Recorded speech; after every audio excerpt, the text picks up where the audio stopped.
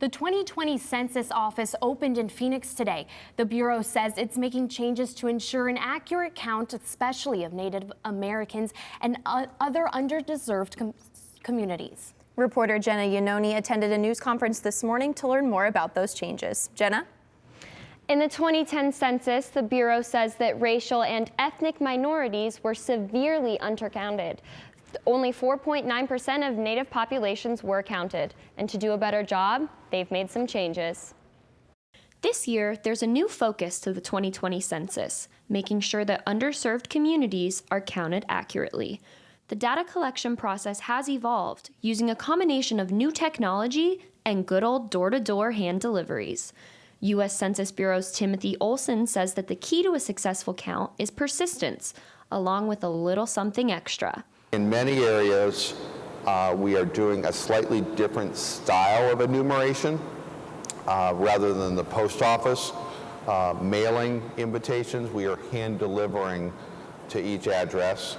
Here in Arizona, extra outreach will be handled by 25 community chairs assigned to specific communities and areas. We'll have 16 subcommittees. Each of those committees will be communicating with their own individual communities, whether it's the Latino community, the tribal community, whatever that is. And it's so important that they're able to tell us how we need to communicate, where we communicate, how we can best reach the people in their community. The census will begin to be distributed to all communities starting in January.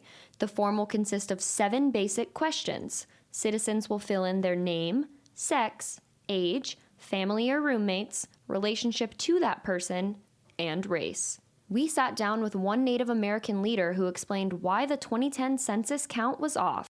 So from a long history and a very negative history with the federal government, I think a lot of American Indians have a huge distrust. Addressing these concerns of distrust and safety is a major focus this year.